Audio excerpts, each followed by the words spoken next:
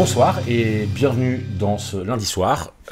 On accueille aujourd'hui Félix Tréguer, membre fondateur de la Quadrature du Net, chercheur au CNRS, qui a publié Contre-histoire d'Internet au XVe siècle, du XVe siècle, pardon, à nos jours. Au XVe siècle, c'était limite. Alors, c'est pas juste une histoire d'Internet, ce livre, dans le sens où on raconterait l'histoire que tout le monde connaît un petit peu, l'armée américaine, ensuite le 56K jusqu'à TikTok. C'est une contre-histoire parce que c'est l'histoire d'Internet en tant que dispositif technique, de communication, de contrôle et de gouvernement. Et aussi, cette contre-histoire, elle raconte aussi l'histoire des luttes qui, depuis l'intérieur de l'Internet, on va dire, sont retrouvées à essayer de mettre un peu en question la manière dont l'Internet se mettait en place, s'est mis en place. Cette question de l'internet comme dispositif de pouvoir, c'est vraiment le point fort du livre, qui est donc là on voit pas parce que c'est la version poche, mais c'est 500 pages. C'est vraiment un excellent livre. On dit toujours ça des gens qu'on invite, mais en fait on invite que des gens dont on trouve les livres bien, donc honnêtement. Mais non, c'est vraiment un excellent livre. Et donc pour comprendre comment ce dispositif de pouvoir qu'est Internet a émergé depuis donc le XVe siècle, c'est excellent. Mais nous, on s'est dit en préparant un peu cet entretien que les lectrices et lecteurs de lundi matin connaissent déjà pas mal cette histoire-là, ces utopies-là, etc. Et que donc on allait plutôt se pencher sur ce qui, au sein de l'Internet, a résisté, continue de résister. Et pour commencer, pour avoir un peu l'espèce de base, est-ce que Félix, tu peux nous raconter, nous expliquer ce que sont au départ d'Internet les utopies, les idéologies qui en font un peu l'espèce de socle en termes d'idées, quoi. Ouais. Peut-être que je reviendrai, on verra, mais peut-être qu'on reviendra un petit peu sur le XVe siècle et comment ça s'inscrit dans cette longue histoire. Et en fait, le dispositif, c'est l'espace public médiatique. C'est cet endroit à la fois par lequel le pouvoir peut censurer, surveiller, faire sa propagande et donc assurer son pouvoir, conduire les conduites. Et c'est aussi un espace dans lequel naissent des résistances. Et c'est cette articulation et son évolution dans différents contextes politiques et techniques que j'ai essayé de retracer. Quand Internet apparaît dans les années 83, le protocole TCP/IP, il est publié en 1983. Après les expérimentations des années 60 qu'on connaît effectivement assez bien autour d'ARPANET et des premiers réseaux fondés sur la commutation par paquet qui relient des ordinateurs. C'est l'écrivain William Gibson, auteur de Neuromancer, qui en parle comme le grand événement anarchiste. L'idée d'un réseau, et même dans les papiers du Pentagone un peu plus tard, dans les années 90, il y a des slides où ils sont complètement en panique. En fait, on ne sait pas d'où viennent les flux, c'est transnational, quel droit s'y applique. Et en fait, toute ce que j'appelle la police de l'espace public médiatique, tous ces modes de contrôle des médias qui s'étaient développés, qui avaient été subvertis, où le contrôle s'était rétabli au fil des siècles, sont de nouveau très fortement déstabilisés. Et en fait, j'essaie d'analyser donc l'espace public médiatique comme dispositif à partir de 5 techniques de pouvoir, donc la censure des communications, la surveillance des communications, le secret d'État, par lequel le pouvoir s'abrite de la critique et de l'examen critique, censure, surveillance, propagande, secret, propagande, donc la mise en scène du pouvoir dans l'espace public, et la 5e branche qui est la centralisation de l'économie politique des médias, réduire le nombre d'intermédiaires qui maîtrisent cette infrastructure de circulation de l'information, comme une manière en gros de réduire les coûts de transaction liés aux autres techniques de pouvoir et de contrôler ça le mieux possible. Et quand Internet émerge, en fait, il fait voler un peu en éclats ces différents trucs. C'est-à-dire que d'une part, il y a les premiers réseaux donc, un peu grand public dans les années 80. En France, il y a le Minitel, qui est un réseau très centralisé, qui suit pas tout à fait l'architecture décentralisée d'Internet. Mais même ces réseaux centralisés-là, ils font l'objet d'appropriations subversives où les gens se mettent à publier, faire des petites annonces, à partager du porno et des trucs que les technocrates qui avaient conçu le Minitel, auxquels ils ne s'attendaient pas vraiment. Même un réseau comme Usenet, lui, plus décentralisé, qui fait l'objet de plein de... Donc c'est un forum de discussion avec une arborescence assez centralisée.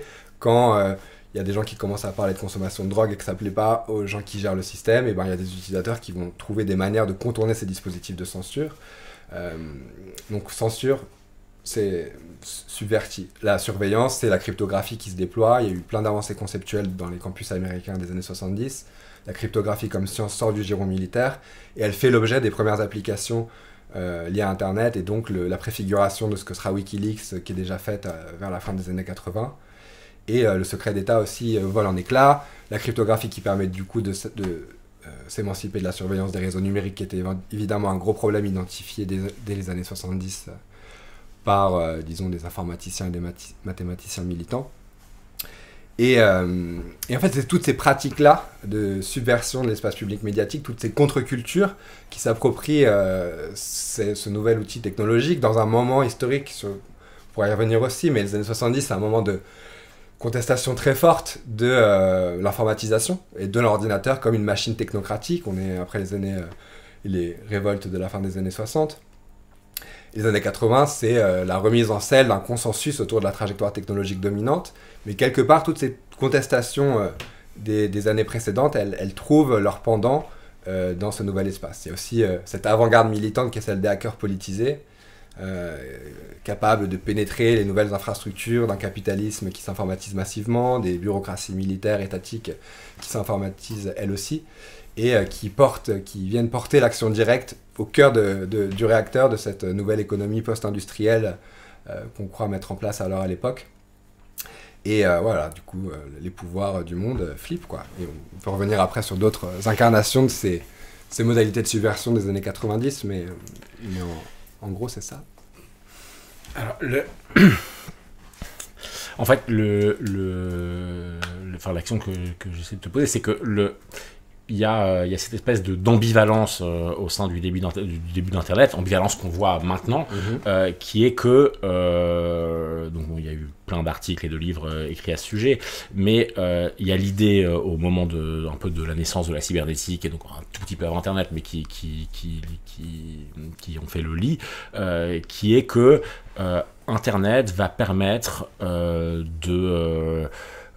en gros, d'en finir, ou en tout cas de trouver des voies de sortie par rapport à la hiérarchie. Enfin, en gros, il y a le système capitaliste qui serait hiérarchique, etc. Et Internet apparaît comme la possibilité d'un seul coup d'une horizontalité.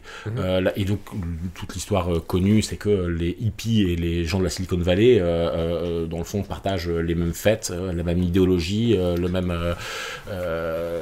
même idée de révolutionner le monde. Et sauf que bon, il s'avère que les hippies n'ont pas vraiment gagné et la Silicon Valley, en tout cas, la Silicon Valley se porte bien. Ouais. Et donc, moi je trouve ce qui est intéressant un petit peu à essayer de faire frictionner et de réfléchir, c'est dans quelle mesure est-ce que l'idéologie de fond d'Internet, donc la collaboration, l'horizontalité, tous ces trucs-là, se sont retrouvés à être absorbés par les entreprises capitalistes pour le coup les plus féroces et aujourd'hui les plus dominantes. Mais je fais un petit détour pour enfoncer ce point-là.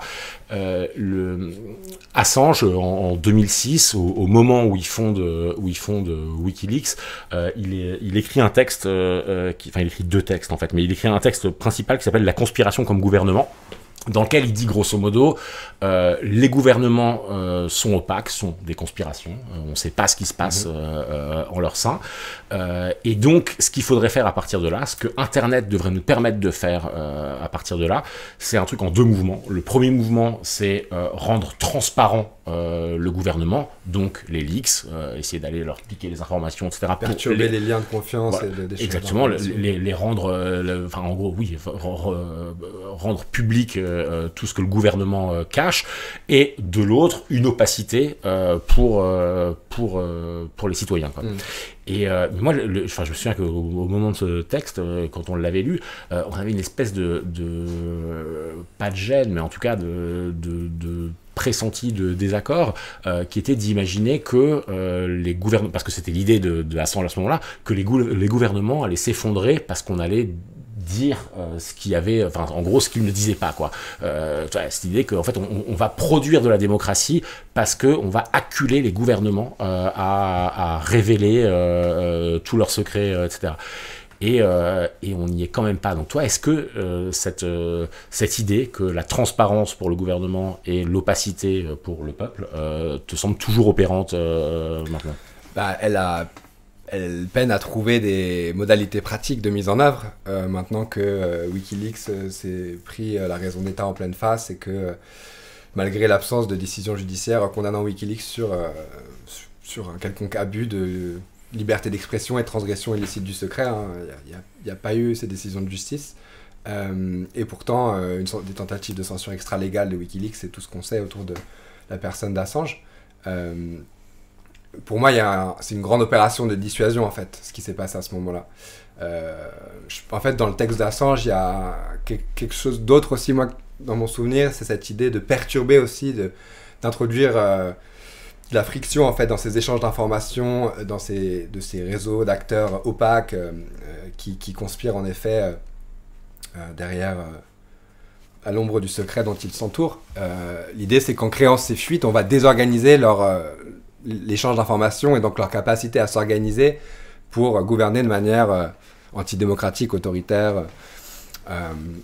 Et donc, au-delà de la transparence comme valeur cardinale, il y a aussi cette idée en fait, en révélant le jeu des acteurs, tu les empêches d'agir. Et je sais pas, ce projet-là me semble en tant que tel une analyse toujours plutôt bonne. Après, le truc qu'on pourrait reprocher à Assange, comme à une grande partie du mouvement de ces penseurs, et surtout des hommes en réalité issus de l'informatique et qui pensent, qui ont eu une vision, une appropriation, une vision de ce que pourrait être l'Internet politique, disons, qui était forte et pertinente et qui ont trouvé des modalités de mise en œuvre assez chouettes, c'est qu'il y a un peu ce truc de... le hack va suffire en lui-même et on n'a pas besoin forcément de travailler à créer les conditions d'organisation politique, travailler une hégémonie culturelle ou... En tout cas, dans ces premiers temps, je pense que ça change un peu dans l'histoire de Wikileaks, notamment lorsqu'ils se confrontent et qu'ils sont exposés à la répression à partir de 2010, enfin, très fort à partir de 2010. C'est ce que j'ai envie de te répondre sur ce point. Après, on pourrait revenir sur les années 60 et la double généalogie d'Internet, mais... parce que tu parlais des hippies, et en fait, on pourrait dire que les hippies ont gagné en réalité.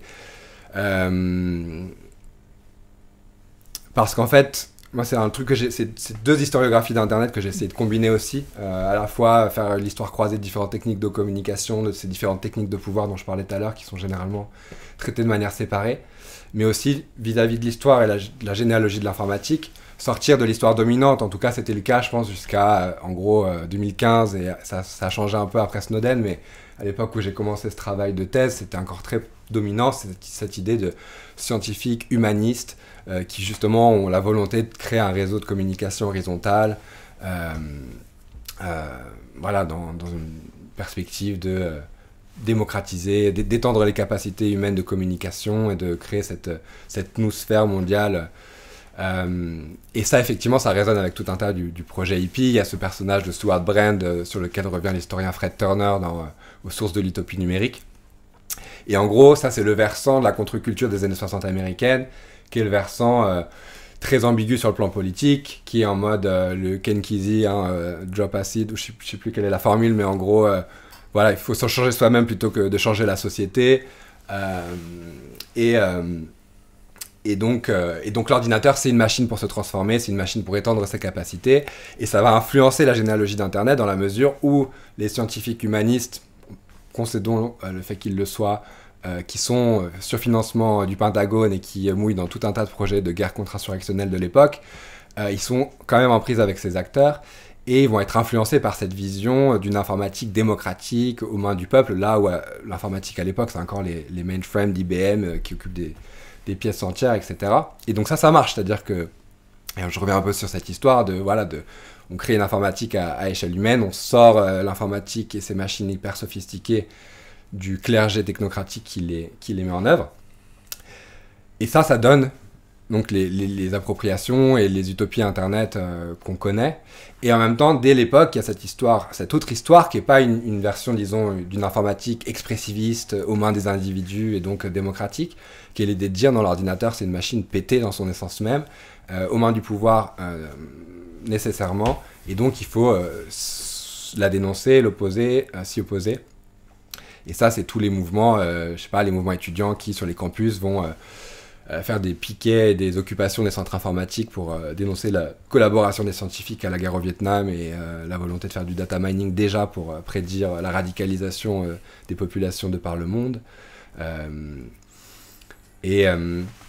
Et donc une opposition, disons, peut-être on y reviendra un peu peut-être sur les stratégies actuelles pertinentes, mais en tout cas, je pense que c'est plein d'exemples intéressants, et c'est intéressant de se rappeler à quel point ces deux histoires, disons, la critique anti-hégémonique de l'informatique et sa critique expressiviste qui la met au service des individus, interagissent, cohabitent, s'opposent en réalité, et à quel point, à partir des années 80, la critique anti-hégémonique disparaît, et tout le monde arrive sur Internet, et c'est censé être un grand soir.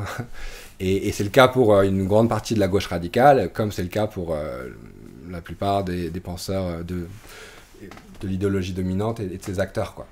Et moi, ce livre, je suis arrivé à la Quadrature du Net en 2009.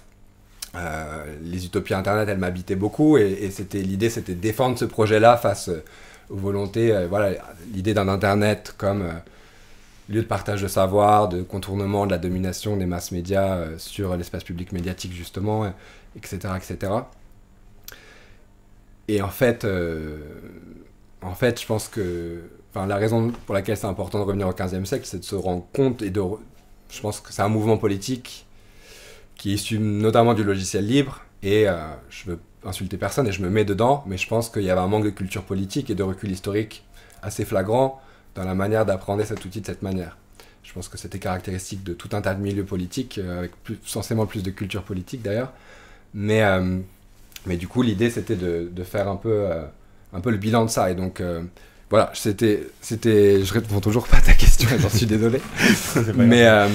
Mais en tout cas, par rapport à ces utopies, je sais pas, oui, l'analyse d'Assange, elle me semble encore bonne. Le problème, c'est qu'il y a une répression hyper forte, et que peut-être... non, enfin, moi, je sais pas si l'analyse est bonne ou pas bonne, mais moi, ce qui à l'époque nous interrogeait, c'est que la question de protéger le peuple de la capacité des gouvernements à traquer leurs faits et gestes et leur expression paraissait absolument bonne. Bon, ça, ce qui fait que tu remontes au XVe siècle, c'est essentiellement par rapport à ça, par rapport à la question de censure et tout ça.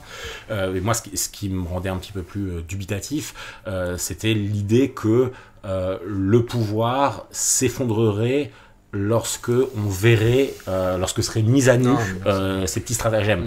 Alors que, c'est des écoles politiques un petit peu différentes, mais j'ai l'impression qu'en France, notamment du fait de Michel Foucault, des machins, on a un truc très structuraliste, très dominant, où en fait tu te dis, et puis même du marxisme, en fait, c'est que la domination, elle est évidente. La domination, on la voit, tu prends le métro, tu vas, toi-même, quand tu vas au travail tous les matins, tu comprends bien comment elle fonctionne. Ça. Donc, il n'y a pas, évidemment, il y a des conspirations, des trucs, des petits, mais qui sont, à mon avis, relativement insignes par rapport à cette espèce de gigantesque machine qu'est l'économie, qui met tout le monde au pas et dont tout le monde perçoit le b.a.-ba au quotidien. Et donc, moi, c'était pas du tout sur le côté se défendre vis-à-vis du gouvernement, que imaginer qu'un gouvernement tienne sur le secret. Ça, je suis toujours pas convaincu. Non, mais... Et par ailleurs, Assange qu'on a pu rencontrer, machin, j'ai un infini respect pour tout ce qu'il a fait, hein, c'est pas mais l'hypothèse politique que en fait on se libérerait en dévoilant ce que les gouvernements font, WikiLeaks, oui, ils ont emmerdé les gouvernements, ils se sont vengés, mais ce qui a réactivé le gouvernement, c'est la raison d'État, c'est de dire attends, tu fais le malin, on va montrer à la terre entière ce qu'on fait ce qu'on fait aux gens qui font les malins, mais à la fin des fins, c'est pas les WikiLeaks qui ont fait arrêter la guerre en Irak, c'est la défaite massive. Et ça, c'est un peu le problème. En fait, il y avait une espèce d'hubris, tu vois, dans ces milieux hackers, à la fois par la maîtrise technique, une langue pamphlétaire, ou qui reflétait cette hubris Oui, ça va suffire. Et en même temps, c'est une langue politique mobilisatrice qui fait espérer et qui, je pense, pousse à l'action, mais en même temps, effectivement, elle a toutes ses limites. Et ça, la première édition de la contre-histoire d'Internet s'appelait l'utopie déchue, parce que c'était une manière de, voilà, de rappeler comment ces discours et ce bravado politique, en fait, ne tient pas face à la réalité du pouvoir. Et revenir au XVe siècle, c'est de montrer aussi comment cette rationalité du pouvoir, de l'État, et partout, quoi, et comment elle s'infiltre dans tout un tas de dispositifs, et c'est sans dire que... enfin, sans doute le pouvoir est fragile malgré tout, mais non, c'est pas, Wikileaks en tant que tel n'était pas suffisant pour faire tomber les gouvernements. Enfin, c'est l'idée de la enfin, c'est pas Wikileaks, c'est l'idée de transparence, moi, je pense, qui me paraît, qui peut faire. Autant l'idée d'opacité, et je pense puissante en termes de s'organiser politiquement, autant l'idée que la transparence soit ce que redoute le plus le gouvernement, c'est plus ça que... Mais non, mais en fait, moi, je veux pas du tout spoiler la fin du livre, mais la fin du livre, on est un peu... parce que j'ai noté la citation, à la fin, tu dis un truc qui est très joli, très juste, tu dis « Ni l'histoire, ni la politique, et encore moins l'émancipation, n'ont fondamentalement besoin de la technologie pour advenir. » Et donc, tu fais toute cette histoire-là, et à la fin, tu dis un peu genre, ah bon, on a perdu un peu cette bataille-là. Mais je crois que tu n'y crois pas trop toi-même, qu'on a absolument perdu cette bataille-là, enfin, ou en tout cas une manche. Mais moi, j'ai l'impression que ce qui est précieux dans ton livre, c'est que, en fait, en France, et je pense un peu partout, mais surtout en France, on est souvent pris, pour les questions technologiques, pour les questions d'Internet, d'ordinateur et tout ça, un peu entre deux espèces de lubies. Une lubie qu'on pourrait dire un peu technophile, voilà, bon, l'idée, pour le coup, que partagent les marxistes comme les capitalistes, que le progrès technologique va nous émanciper, etc., et que ça va même être les conditions pour l'émancipation. Et puis une école adverse, qui est une école technophobe, qui dit en fait la science n'est jamais neutre, ce qui est vrai par ailleurs, et donc tout ce qui se passe technologiquement dans le monde ne joue que contre nous parce que c'est aux mains des capitalistes, etc. Et j'ai l'impression que c'est ce que nous on avait écrit il y a longtemps dans un bouquin, c'est que mais je pense que c'est exactement ce que fait la Quadrature du Net et ce que toi tu dis dans le bouquin, c'est que en fait on s'en fout de la technophobie ou de la technophilie. La question c'est le monde dans lequel on est et donc comment est-ce qu'on hack ces dispositifs là, quoi. C'est pas quel jugement moral on a si on est technophobe, ou quel espoir délirant on a dans le fait qu'on va plus jamais travailler parce que les machines vont travailler à notre place. La question c'est tous ces dispositifs, toute cette matière, qu'est-ce qu'on arrive à en dépatouiller. Et c'est là où en fait j'essaie de revenir aussi, voilà, sur toutes les incarnations de comment tu te saisis d'internet pour inventer des choses, quoi. Le hacker qui va, en 99 je crois, hacker les serveurs du forum de Davos pour sortir la liste de tous les participants avec tout un tas de données, et l'invention ou la mise en œuvre de ce type d'attaque. Il y a plein d'autres exemples, Indymedia, et j'essaie, voilà, les réseaux Wi-Fi autogérés qui permettent de construire des infrastructures télécom sans passer par des grandes multinationales du secteur. Il y a plein de pistes comme ça qui ont été expérimentées, qui sont passionnantes et qui sont aussi plein d'inspiration pour aujourd'hui. Mais effectivement, ce qui est riche dans toutes ces expériences, c'est la guerre de mouvement, quoi, d'être capable de trouver une tactique qui, dans un contexte historique donné, dans un moment, est pertinente, permet de créer un rapport de force ou d'ouvrir un imaginaire. Et là où je pense qu'une partie, là où l'utopie, où toutes ces innovations deviennent problématiques, c'est lorsqu'elles deviennent une certitude, quelque chose d'ancré, routinier, et du coup très facile à prévoir et à contrôler pour le pouvoir. Donc la fin du livre, c'est plus une manière de prendre acte des impensés qui, je pense, ont caractérisé une partie du mouvement politique auquel j'ai pris part toutes ces années. Et c'est pas... je pense que ça peut sonner un peu défaitiste, cette fin, mais c'est juste, en fait, aller au bout de l'exercice réflexif, de se dire où est-ce qu'on a foiré, où est-ce qu'on a été inconséquent, où est-ce qu'on s'est planté, et de réajuster l'analyse. Et là où on s'est planté, c'est sans doute cette foi dans l'idée que la technique en tant que telle permet, parce qu'elle est décentralisée, horizontale, et qu'elle incorpore toutes ces belles idées des scientifiques humanistes des années 60 et de leurs potes hippies technophiles, que ça va suffire justement à transformer durablement les rapports de force. Et c'est une manière du coup d'inviter toujours de remettre un peu le métier sur l'ouvrage, l'ouvrage sur le métier. Comment elle marche cette expression? L'ouvrage sur le métier. Oui, si, l'ouvrage sur le métier, le métier à tisser. Le métier à l'ouvrage. Ouais, tout va bien. Et du coup, de se poser la question des stratégies. À la Quadrature, bon, déjà, je pense qu'on en vient à un discours plus conséquent sur l'informatisation, ses ressorts, ses effets. On relit des communiqués de presse d'il y a 10 ans et oui, clairement, il y a une évolution dans le discours, dans les stratégies, et c'est pas du tout pour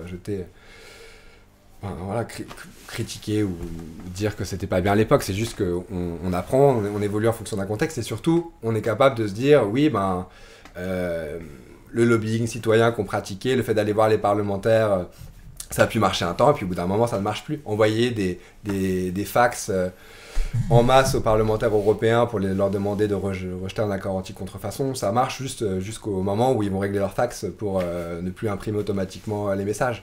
Bon voilà, c'est de se rendre compte que les stratégies, elles ne valent que tant qu'elles marchent, et puis que, en fait, pareil, les recours en justice, aujourd'hui, on est obligé de constater que le Conseil d'État fait vraiment n'importe quoi et donne plus vraiment droit à nos arguments juridiques, très bons par ailleurs, et appuyés sur des jurisprudences européennes, etc., et que du coup, il va peut-être falloir se poser la question de faire évoluer ces stratégies. Bref, et ça, tu crois pas que c'est pas en partie lié au fait que le pouvoir est puissant, mais aussi que les parlementaires et le Conseil d'État comprennent rien. Non. Parce que c'est juste parce que j'ai le souvenir d'une intervention de Jérémy Zimmerman à l'Assemblée, où vraiment je l'avais trouvé absolument brillant, je l'avais trouvé hyper clair, etc. Et il y avait, je sais pas, il n'y avait pas grand monde qui l'écoutait, mais genre il y avait des députés avec des yeux de merlan frit qui clairement ne comprenaient pas, pour une question de génération, de compétences, ne pigeaient rien de ce qu'il disait, alors que j'étais genre, putain, merde, il fait un trop bon exposé, il les mouche, et ils étaient là genre, merci. Et ils comprenaient pas quand Jérémy expliquait? Ouais, ils comprenaient, enfin, ça donnait l'impression qu'ils ne comprenaient pas du tout les enjeux de ce dont il parlait, quoi. Je pense on l'a beaucoup dit, en fait, les gens, les politiciens régulent mal Internet et adoptent des lois liberticides, en gros, parce qu'ils ne comprennent rien à Internet. Moi, je pense que c'est plus le cas. Non, c'est plus le cas. Déjà, il y a un effet générationnel. Et puis, en fait, non, quand tu regardes comment les services de renseignement, la NSA, fait évoluer ses alliances avec les GAFAM, ses techniques de surveillance globale, etc., tu te dis que non, ils ont quand même des gens compétents qui comprennent ce dont il est question, et que là encore, est-ce qu'il n'y a pas un hubris et une manière de... Quand je parlais d'hubris, c'est cette idée aussi que les adversaires en face sont un peu bêtes, et on peut le penser, et des fois c'est le cas, et des fois ils en font la démonstration assez flagrante, hein, et c'est important de le souligner quand c'est le cas, mais je pense que c'est plus assez vrai pour en faire un leitmotiv aujourd'hui, et en tout cas, ouais, non, moi le procès en incompétence des gens qui nous gouvernent, pas qu'ils soient toujours compétents, mais je sais pas, j'essaie de les prendre au sérieux. Par exemple, pour les histoires de drones, tous les derniers trucs de la Quadrature du Net, en fait, au départ, ils se font bonne année parce qu'ils ont rien, je sais pas, ils ont rien compris, parce qu'ils sont pas préparés, et puis en fait, finalement, il leur faut quelques semaines pour réfléchir, et ils arrivent à contrer le truc. Tu penses à quoi sur les drones? Peut-être que je dis des conneries, mais pendant le confinement, l'autorisation... Non, pendant les manifs, l'autorisation des drones, de filmer pour les drones, etc. Alors là, vous avez trouvé une faille juridique, et finalement... mais là, ça, c'est un truc systémique dans l'histoire de la surveillance, là qu'on voit aussi sur les questions de vidéosurveillance automatisée, sur lesquelles on bosse depuis quelques années avec la campagne Technopolis. C'est que l'illégalité, elle est en fait systématique, et genre les drones, ils les font voler depuis 2007, 2005 même, je crois, suite aux révoltes dans les banlieues à l'époque. Dans les manifestations politiques 2016, loi travail, ça commence assez fort à partir de ce moment-là, très fort à partir de 2020. Et tout ce temps-là, il n'y a aucune loi en France qui autorise l'usage d'aéronefs pour surveiller la population. Et il y a vite fait une circulaire de 2016, je crois, qui prévoit une exemption totale pour les usages policiers et sécuritaires des drones. Un étudiant de droit public de 2e année, c'est te dire que ça ne respecte pas la jurisprudence de la CEDH et que ça ne peut pas tenir devant le Conseil d'État. C'est trop gros, et donc c'est comme ça qu'on finit par arriver, après 2 recours, en janvier 2021, à ce que le Conseil d'État dise les usages policiers des drones sont illégaux. La CNIL qui met en demeure le ministère de l'Intérieur de ne faire voler aucun drone, enfin, leur interdit de faire voler le moindre drone jusqu'à ce qu'il y ait une loi qui soit adoptée. Et ça prend 1 an à ce qu'ils fassent adopter la loi, 1 an de plus jusqu'à avril 2023 et Wambushu pour que le décret d'application paraisse. Et là, bon, ça y est quoi. Du coup, entre-temps, ils avaient formé les pilotes, ils avaient acheté des drones. Et ça, c'est ce qu'on doit considérer comme des victoires, quoi. Avoir cloué les drones au sol pendant 2 ans, c'est une victoire, ça a été beaucoup de taf. Et quand je dis réajuster les stratégies, c'est que c'est important, ça permet d'entraver, de créer des contraintes sur ces bureaucraties qui nous gouvernent, qui nous contrôlent et qui nous empêchent de travailler à la transformation sociale. Mais voilà, sur le temps long, c'est pas si significatif, quoi. Bah, c'est vrai que c'est des luttes que tu perds, mais en même temps tu les gagnes sur le fait que tu fais exister dans l'espace public quelque chose qui n'aurait pas existé. Aussi, et c'est ce que permettent les recours. Mais en fait, c'est ça le sens de la conclusion du livre, c'est de dire tous ces modes d'action, d'utiliser la cryptographie qu'on continue à défendre, et c'est hyper important de le faire, et de toujours se mettre à jour sur qu'est-ce qui marche par rapport à ce qu'on sait de la surveillance d'État, etc. Ça, il faut faire ce taf, il faut continuer à le faire, il faut continuer à faire des recours, il faut continuer à dénoncer les lois et analyser les logiques qui président et les stratégies des acteurs qui poussent tout ça. Mais en fait, l'idée aussi, c'est de dire, en fait, c'est pas par des patchs techniques, c'est pas par un amendement dans telle loi qui va encadrer l'usage de la reconnaissance faciale, par exemple. C'est pas comme ça qu'on gagne. En fait, la machine informatique est une machine au service du pouvoir. Ça devient de plus en plus dur. Il y a eu cet interstice historique dans lequel l'informatique s'est décentralisée, devenue plus démocratique, où il y avait ces moves tactiques qui permettaient de l'actionner dans un rapport de force et de créer des choses chouettes au plan politique. Mais en fait, sans doute, on a changé d'époque et la posture vis-à-vis, ça ne veut pas dire qu'on ne peut pas inventer des utilisations pertinentes et intelligentes de cette technologie, mais ça va rester marginal et surtout, il faut l'articuler à une critique plus radicale de l'informatisation comme processus. Alors, je fais pas un pas en arrière, mais un pas un peu plus général. On parle régulièrement du mouvement hacker sans qu'on sache, de manière un peu générale et un peu. On en parle un peu moins d'ailleurs, non ? On en parle un peu moins d'ailleurs, donc tu as raison, on en parle complètement un peu moins. Moi qui n'y connais strictement rien, il y a quelques années, je me suis retrouvé à devoir un petit peu comprendre ce truc-là et j'avais un peu capté un truc, c'est que le mouvement hacker, c'était pas juste des gens avec des grosses lunettes qui hackaient des sites, même si on savait pas exactement ce que ça voulait dire, mais ça se distribuait entre différentes pratiques assez distinctes qui correspondait aussi à des communautés de recherche et d'activisme assez distinctes. La première, c'était la question des logiciels libres. Donc en fait, en gros, des gens qui se disaient que ça n'allait pas tout à fait que, par exemple, Bill Gates possède tous les espaces de travail de la planète entière, et qui donc y opposait le fait de s'organiser pour partager les codes, enfin en gros l'amélioration, en gros l'idée que les programmes pouvaient ne pas être juste sortis des énormes entreprises capitalistes, mais être améliorés collectivement, horizontalement, coopérativement. Le second item, c'était, je pense, celui qui avait à voir avec l'anonymat et la cryptographie, et c'est-à-dire comment est-ce que on parvient à trouver des espaces cybernétiques qui soient pas perçables par la police ou par la publicité, ce qui dans le fond est à peu près peu de choses près la même chose, et qui donc travaillait à rendre indéchiffrables les communications humaines par le pouvoir. Et la troisième, qui était ce qu'on entend plus souvent, plus rapidement comme hacker, qui est en gros des actions plus offensives, d'aller, on va dire, causer des dommages à ce qui est considéré comme des instances ennemies. Et donc moi, j'avais capté cette espèce ces distinctions-là il y a au moins 10 ans, et je suis pas trop ça. Mais toi qui connais assez bien ces milieux-là, chacun de ces items, il correspond à des espèces d'utopies pour les logiciels libres, l'utopie du travail en commun, pour la cryptographie, l'utopie de l'opacité du pouvoir, et pour les hacks plus offensifs, l'idée qu'il y aurait moyen de nuire au pouvoir et éventuellement même de l'abattre en l'attaquant. Aujourd'hui, en 2023, bientôt 2024, où est-ce que c'est... Enfin, en fait, la question que je voulais te poser, c'est qu'est-ce qui est encore hackable aujourd'hui? Ben, c'est la question à 100 000 balles, hein, je sais pas. J'ai pas une bonne connaissance des milieux hackers et je peux pas vraiment répondre précisément à cette question.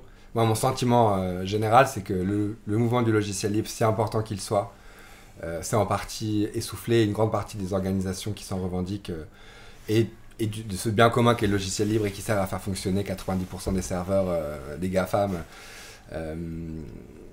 verse un peu dans la Startup Nation et a perdu une partie de sa puissance politique originelle. Que le versant cryptographique il s'est en partie fait aspirer par... en fait, ça aussi qui est intéressant dans les milieux hackers, c'est qu'ils réunissaient à la fois des libertaires de gauche. Si on prend les cypherpunks, dont Wikileaks et Assange se revendiquera par la suite, c'est une communauté d'informaticiens, militants, cryptographes et qui conçoivent et qui des usages subversifs de la cryptographie à partir de la fin des années 80, qui conçoivent déjà ce que seront les crypto-monnaies, Wikileaks ou Tor des années plus tard, et qui font les premiers serveurs d'anonymisation, etc. Dans ce groupe qui se cristallise autour d'une mailing list, principalement anglo-saxon, tu as des libertaires engagés dans les luttes contre le nucléaire aux États-Unis, comme Philip Zimmermann, qui est l'inventeur du protocole PGP, enfin de l'outil de chiffrement PGP qui sert à chiffrer ses mails.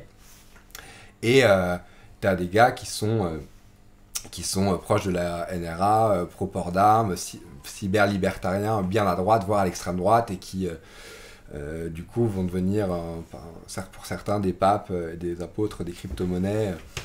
Et donc, il y a cette ambivalence, cette ligne politique vraiment pas du tout claire et clarifiée, qui fait en partie la force, je pense, de ce mouvement pendant des années.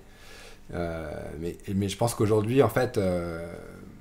vu l'évolution politique, ces ambiguïtés, elles ne peuvent plus, elles peuvent pas survivre. En fait, on peut plus être dans des groupes, ou beaucoup moins, je pense, qui maintiennent ce type d'ambiguïté-là. Et pour la frange, et bon, on l'a dit, hein, et ça vaut aussi du coup pour la frange Action Directe, qui, en fait, il y a eu, à mon sens, assez peu de cas historiques documentés d'Action Directe hackers qui ont vraiment causé des dommages importants. Je sais pas si tu as... mais si, il y a...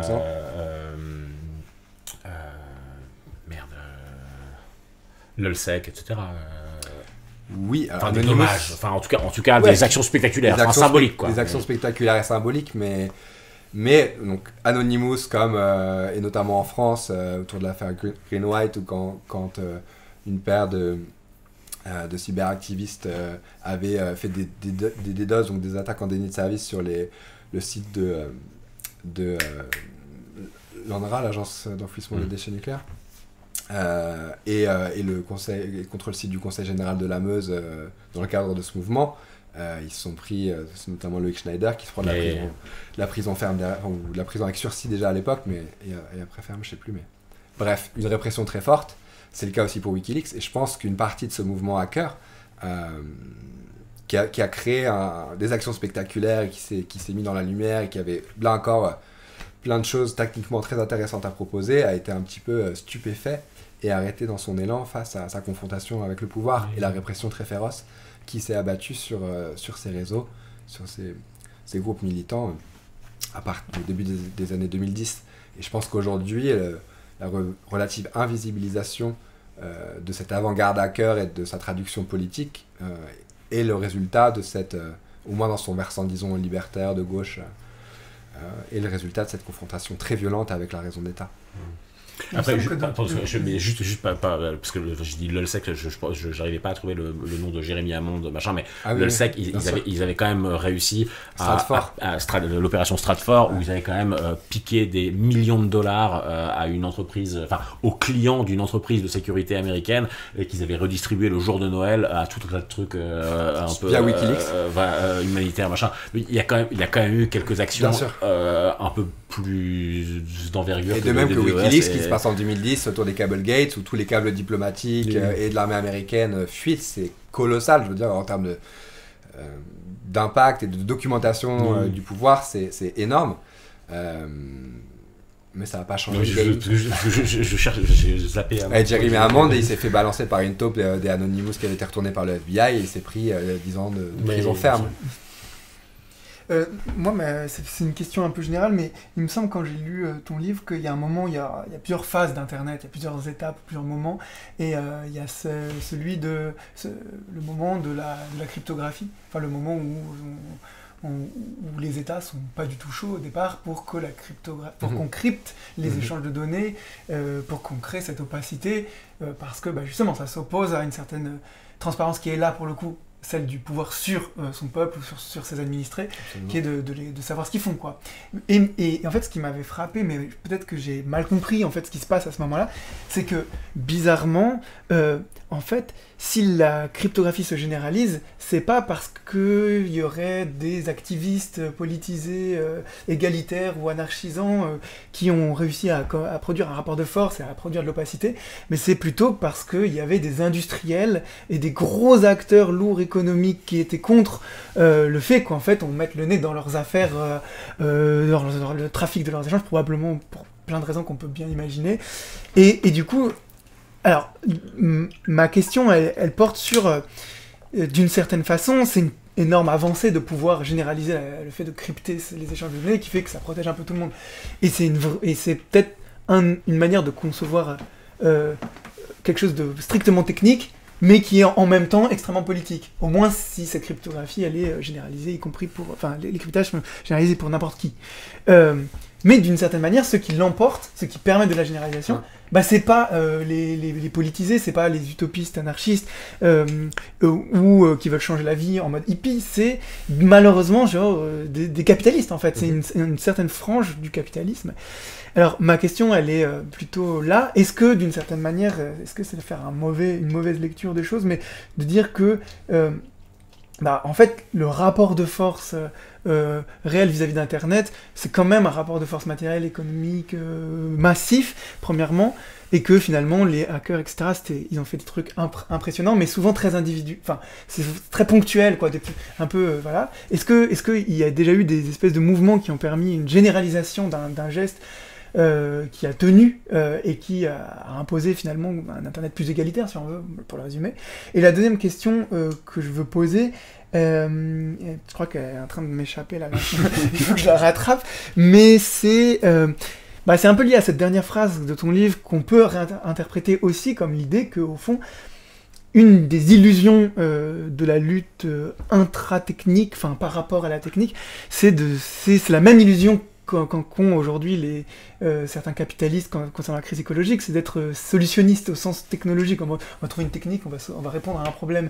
Et que peut-être le défaut d'une certaine manière de lutter au moment où apparaît Internet, c'est de trop compter, c'est ce que tu le dis entre les lignes, mais de trop compter sur l'idée que un ensemble d'inventions techniques permettent comme ça l'horizontalité, la démocratie, l'égalité, et que, en fait, ça change pas grand chose, et même si on avait un Internet très plat, très horizontal, on peut retrouver des formes de pouvoir, des formes de contrôle horizontaux et plus verticaux, même en pleine lumière ou alors complètement opaques, mais qui c'est quand même des formes de contrôle. Bref, qu'en gros, il y a l'illusion... qu'est-ce que tu penses de l'idée que, au fond, derrière les machines, ce qui compte, c'est la machination qui est derrière la machine, en fait, toujours. Et nous-mêmes, si on lutte avec des machines, c'est de savoir, genre, c'est quoi la machination qu'on veut mettre en œuvre à l'aide de telle ou telle machine. Ça, c'est des énoncés un peu jeux de mots qui sont soutenus par Violac ou par Bruno Latour. Ça revient souvent chez Voilà, donc du coup, c'est un peu ça, ma drôle de question. Bien pour essayer de peut-être venir aux enjeux les plus contemporains et que faire, où on va, etc. Et du coup à la fin, il y a un truc genre, bon, qu'est-ce qui se passe, tu vois. Maintenant, j'ai l'impression qu'en plus, même dans l'opacité totale, ils peuvent faire un truc de métadonnées qui n'est plus... Enfin, tu vois, même sans casser les cryptages, on peut quand même contrôler. Donc du coup, il y a une espèce d'inventivité aussi du côté du contrôle. Bref, genre, pour venir... 3 questions. Moi, j'ai toujours ta première question en tête.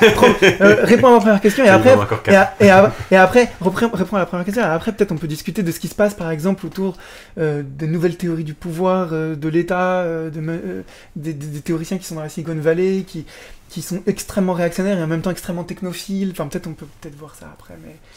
Bon, peut-être il faut les noter, ces questions.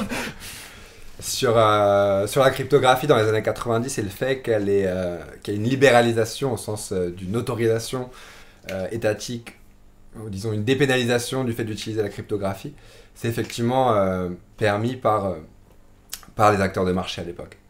On voit des mobilisations aux États-Unis, en France aussi, autour de 93-94, comme des outils comme PGP là, pour chiffrer ses mails arrivent, circulent. Les agences de renseignement sont en flip total. Il y a Joël de Ronet en France qui fait une tribune en Libération pour expliquer qu'on ne peut pas tolérer que des technologies militaires soient aux mains de la population. Et il y a une sorte de panique morale qui est très forte. La NSA a un stratagème sur lequel je reviens, la Clipper Chip, pour essayer de faire genre on libéralise, mais quand même on garde le contrôle et la capacité à déchiffrer. Ça ressemble d'ailleurs beaucoup à ce qui se trame aujourd'hui à Bruxelles pour... tenir en échec le chiffrement.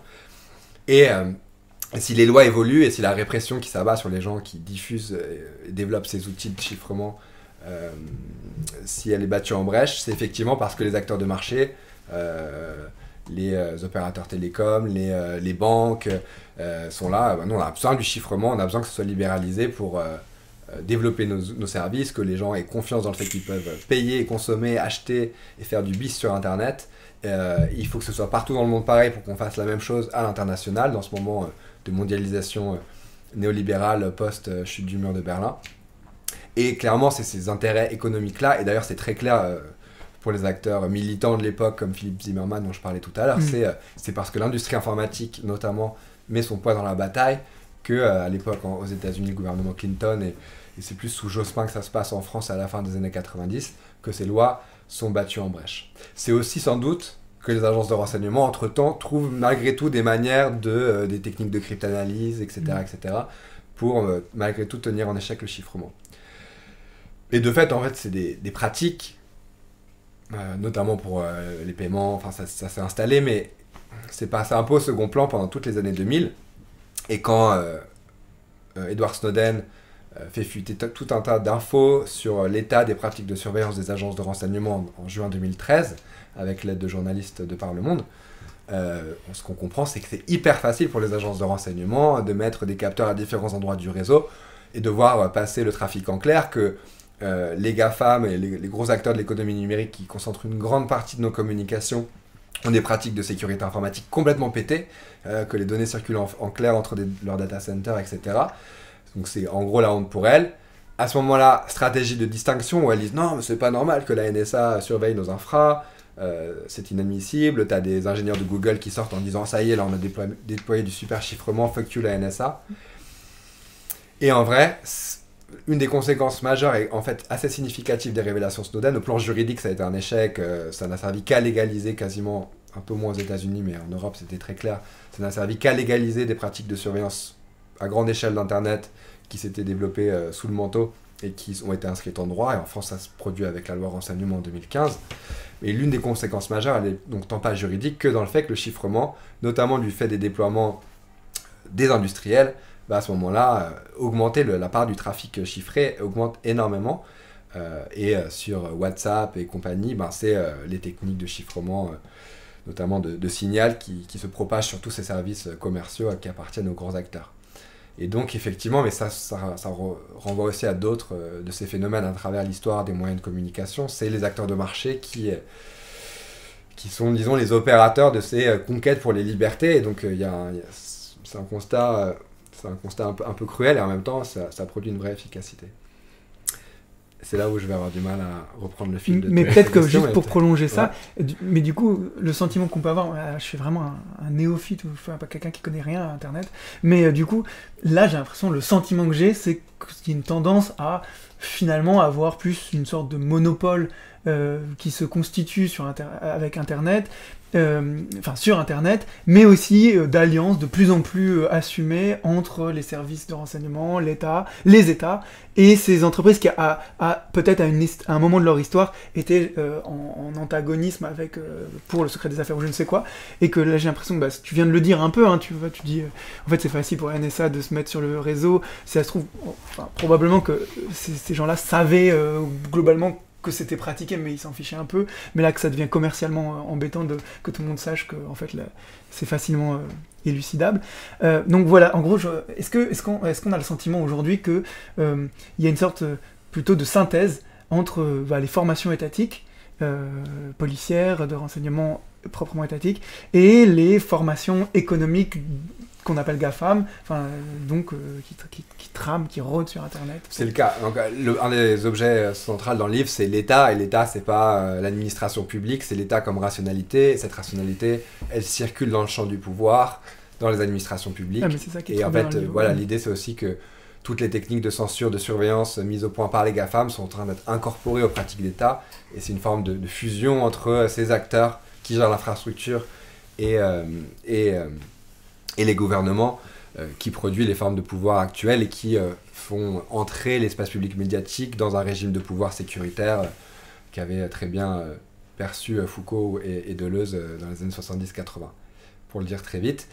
Du coup, oui, il y a cette synthèse, il y a mais ce qui se passe du coup après Snowden, et c'est pour rappeler cette possibilité-là, aussi là encore en termes tactiques, c'est qu'il y a un moment donné où tu peux faire pression et créer un univers de contraintes sur ces acteurs économiques qui va les obliger à se dissocier du pouvoir et à faire en sorte qu'ils déploient tout un tas en l'occurrence de protocoles qui vont gêner la police dans sa tâche de surveillance. Il s'était passé ça à Londres, hein, quand il y a eu les grosses émeutes à Londres, je sais plus en quelle année. 2013. 2013. En fait, à cette époque-là, tous les jeunes à Londres avaient des BlackBerry. Et en fait, BlackBerry avait dit publiquement « Ah, vous inquiétez pas, on va donner la clé à la police. » Sauf que d'un seul coup, évidemment, tous les gens pas jeunes et pas pauvres qui utilisaient des BlackBerry étaient là « Ah, mais quoi, vous donnez la clé à la police ?»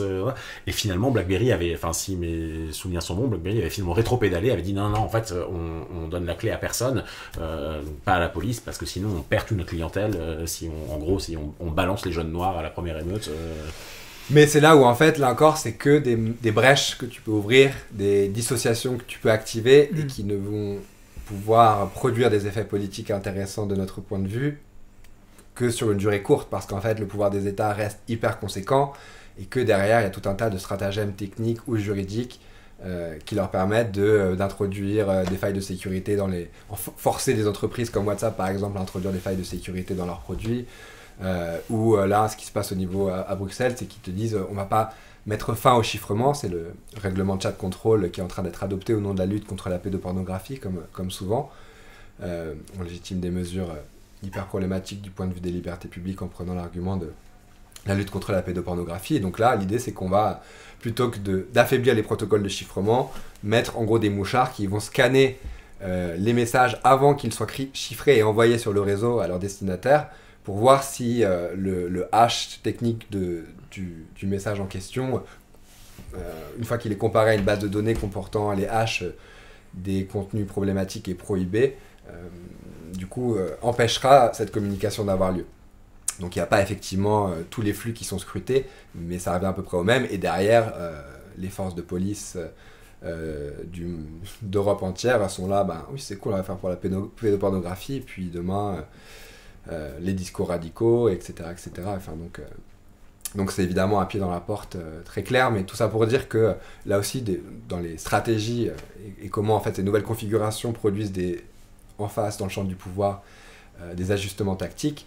Il y a ça, il y a le fait que vous avez entendu parler peut-être de EncroChat et de SkyECC, donc des réseaux de messagerie cryptés utilisés en partie par des journalistes, des hommes d'affaires, des réseaux criminels aussi, et qui ont fait l'objet de hacks massifs de la part des forces de police, et notamment la gendarmerie française sur EncroChat qui s'est beaucoup enorgueilli de ça auprès de ses homologues, et qui pose des questions sur...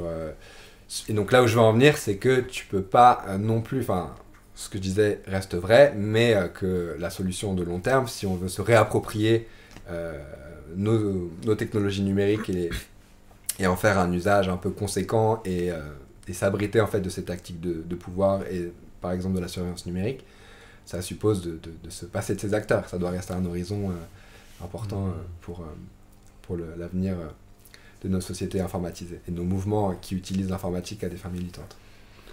Et en préparant l'interview, je me disais, enfin, en y pensant, je trouve qu'une des grosses difficultés quand on parle, on va dire, informatique, hacking, etc., et depuis maintenant, enfin, dans toute l'histoire en gros de l'Internet, c'est qu'on voudrait absolument que, en gros, soit les ordinateurs nous sauvent, soit les ordinateurs nous mangent, mais tout se pense que dans l'espace de l'ordinateur. Et je dis ça parce que je me souviens que moi, il y avait une chose qui m'avait passablement agacé quand il y avait le début des révoltes arabes, notamment en Tunisie, où il y avait cet énorme discours. Alors, tu avais ça sur TF1, sur toutes les télés, on disait « Ah, c'est la révolution Facebook, de machin ». Et je trouvais ça hyper agaçant. Et par ailleurs, plein de camarades chouettes étaient là « Ouais, non, c'est bien, c'est les réseaux sociaux qui permettent ça, etc. » Et moi, j'avais un point de vue un petit peu décalé, c'est que moi j'ai l'impression que ce qui se communique à ce moment-là en Tunisie, c'est Mohamed Bouazizi, qui est donc un vendeur de fruits et légumes, qui se prend une tarte dans la gueule de la part d'une policière et il s'immole. Et donc, dans le fond, son immolation, qui pourrait paraître excessive de machin, mais ce qu'elle exprime, c'est l'idée que j'ai de la vie n'est pas conciliable avec la vie qui m'est faite, et je préfère donc mourir que de vivre ce genre d'humiliation, quoi. Et en fait, moi j'ai l'impression que ce qui à ce moment-là produit donc un soulèvement comme il n'y en a probablement jamais eu en Tunisie à ce moment-là, et qui ensuite produit les révolutions, en fait, c'est pas l'intensité du flux des télécommunications, c'est l'intensité du geste et la manière qu'il trouve de raisonner avec tous les autres gens qui à ce moment-là se disent « Ah mais moi aussi en fait je trouve ça humiliant de vivre ça et je n'en veux plus ». Et donc il y a une espèce de confusion entre le chemin que ça prend, l'internet, et en fait et la puissance du geste. En fait, c'est comme si des 0 et des 1, la puissance des 0 et des 1 était équivalente de la puissance du geste. Et par ailleurs, je me souviens qu'à ce moment-là, je me souvenais, par exemple, il y a un assez joli livre de Raïm Essemprin qui s'appelle Apologie pour l'insurrection algérienne de 2001, qui raconte l'insurrection algérienne, mais surtout en Kabylie, et qui explique comment est-ce que dans chaque village, en fait, il y a un premier village qui donc attaque une gendarmerie, la gendarmerie crame, et que donc il y a le village dans la vallée en face qui, à flanc de coteau, voit que c'est la gendarmerie qui crame, et donc se met à cramer le truc. Et en fait, en 2 jours, toutes les gendarmeries sont absolument attaquées, etc. Et évidemment, à ce moment-là, sans aucun d'internet et même sans coup de téléphone. Et je pense aussi, je me disais, qu'est-ce qu'on a d'autre comme exemple? Et je disais, en fait, quand il y a Sacco et Vanzetti, donc les célèbres, les célèbres anarchistes italiens qui se font accuser aux États-Unis de meurtre, il y a des manifestations à Paris la veille de leur condamnation à mort où il y a 100 000 personnes. Il y a des manifestations absolument partout dans le monde. C'est-à-dire que sans vouloir absolument dire que Internet n'est rien, de fait, le mouvement prolétarien mondial a toujours su trouver des manières de faire résonner ce qu'il éprouvait, et une espèce de piège dans l'idée de se dire « Ah, mais en fait, si on améliore la communication que sera Internet, finalement, ça amplifiera ce qu'est le mouvement réel. » Mais c'est pas vrai. Et encore une fois, je pense que le point de vue juste, c'est pas de dire que Facebook n'a absolument joué aucun rôle dans ce qui s'est passé en Tunisie, dans la révolution arabe. Peut-être que ça joue un rôle, mais c'est pas ça le moteur. En fait, le moteur, il est pas à l'intérieur de la technologie, il est à l'intérieur de l'existence comme elle est vécue. Ouais. Merci pour ces super illustrations du fait que l'émancipation n'a pas besoin de la technologie pour advenir, et qu'on peut on peut médiatiser des gestes politiques de manière très efficace au plan politique sans avoir cette technologie extrêmement puissante. Maintenant, la question c'est qu'est-ce qu'on fait de celle qu'on a qui est désormais dominante pour disséminer de l'information et communiquer. Il y a 2 aspects aussi que ta remarque m'évoque, c'est que ce que souligne Zeynep Tefouksi sur le fait que, par exemple, qui est une sociologue d'origine turque aux États-Unis et qui était à Gezi en 2014 à Istanbul et qui montre comment, en fait, effectivement, cette communication immédiate, massive, permet à des gens de se réunir très vite pour s'opposer et donc créer un mouvement, mais en fait, il n'y a aucun travail politique préparatoire qui permet ensuite à cette pluralité de gens et avec, là encore, des cultures politiques et des intérêts très divers de se mettre d'accord sur un plan d'action politique et d'incarner du coup une force durable et là encore qui du coup périclite assez vite face à la violence du pouvoir. Il y a aussi les travaux d'une sociologue états-unienne dont le nom m'échappe là tout de suite qui montre comment des réseaux sociaux comme Twitter en fait structurellement d'un point de vue sociologique sont beaucoup plus facilement appropriables par les masculinistes ou en tout cas les groupes plutôt dominants dans la société, réactionnaires, en gros à droite, quoi.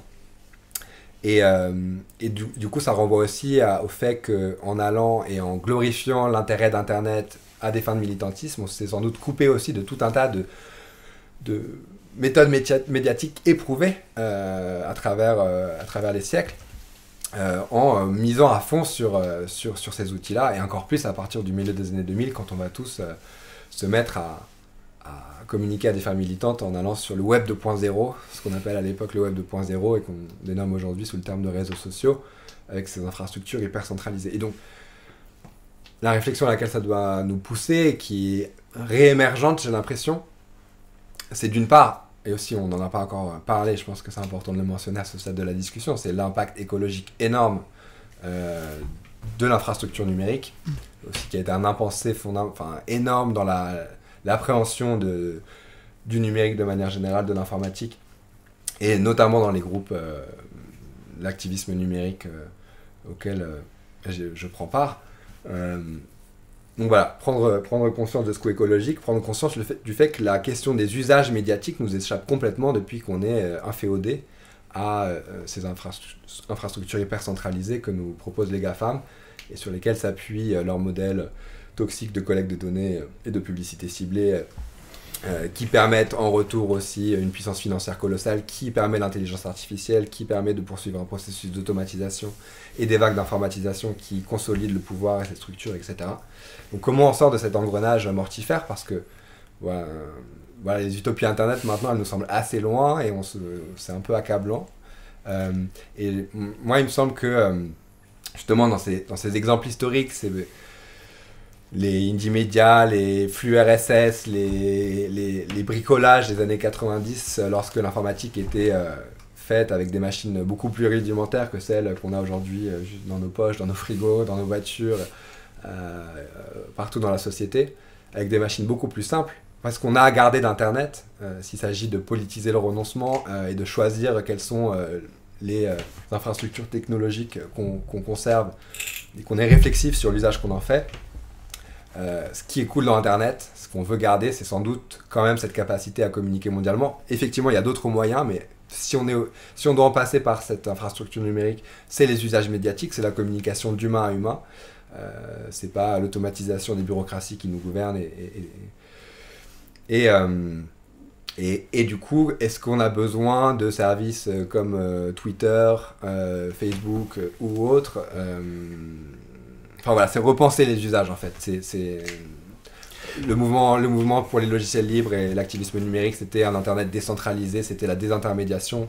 Tout ça a été recentralisé de manière drastique. Aujourd'hui, c'est incroyable de voir à quel point, même si ça périclite, une grande partie de... Je sais pas si vous êtes encore beaucoup ou pas sur Twitter, mais /X, mais c'est quand même fou de se dire qu'on est encore autant à utiliser cet outil qui est en plus encore plus pété qu'il ne l'était depuis Commons qui est derrière évidemment. Et on est un peu, je trouve, apathique en fait. Et heureusement, il y a quelques discussions qui commencent à poindre sur... parce que voilà, c'est bien d'aller sur Mastodon, d'aller de promouvoir cet Internet décentralisé, fédéré, et c'est une bonne direction. Et à la Quadrature, on pousse évidemment à ça, et on pousse à casser les effets réseau qui maintiennent la plupart d'entre nous sur ces plateformes hyper centralisées. Mais au-delà de ça, il faut aller un peu plus loin et reposer la question des usages et de est-ce que en fait le mode du microblogging proposé par Twitter, est-ce que c'est vraiment ça qui crée une communication riche? Ouais, et puis la question, je suis ravi qu'on arrive là, parce que moi c'était un peu là-dessus que je voulais arriver, c'est que, en gros, il est entendu aujourd'hui que Facebook comme Twitter, Elon Musk, machin, voilà, que le problème c'est la centralisation, le fait qu'ils nous font les poches par les data, etc. Bon, ça c'est acquis. Mais on pourrait s'imaginer que, à contrario, il pourrait exister la même chose, mais en décentralisé, et que donc là, d'un seul coup, ça serait chouette. Sauf que, est-ce que le vrai problème, c'est pas d'imaginer qu'on a pu imaginer un jour que l'espace public pourrait être derrière son écran. Et je dis ça parce que tu t'évoques Indymedia dans ton livre. Donc Indymedia, pour les gens qui ne savent pas ce que c'est, de nos lecteurs, écouteurs, c'est donc au départ un site militant qui est créé en 99 pour que les manifestants puissent s'organiser contre le sommet de l'OMC. Et il y a cette idée, a priori génialissime, qui est de dire, plutôt que de haïr les médias, on va devenir les médias. Donc on va couper la médiation. On est donc un truc très très libertaire, anarchiste. On est capable nous-mêmes de donner des informations. Il va pas y avoir d'hierarchie. Il y aura juste une modération avec quelques règles de base. Et les gens immédiatement se retrouvent à s'informer de où se trouve la police, dans quelle rue, dans quel machin. Et donc c'est un outil immédiatement extrêmement pratique. Bon, il s'avère que l'origine de Twitter est à peu près similaire. C'est 2 ans après, dans une manifestation à New York, où c'est des gens qui disent comment est-ce qu'on arrive à s'informer en temps réel pour que. Et donc voilà, Indymedia, sur le papier, c'est absolument génial. Chacun devient journaliste, il n'y a plus de spécialisation, il n'y a plus de médiatisation, tout est horizontal, et chacun peut venir commenter, améliorer l'information. Donc on va dire que c'est le tip-top de l'Internet.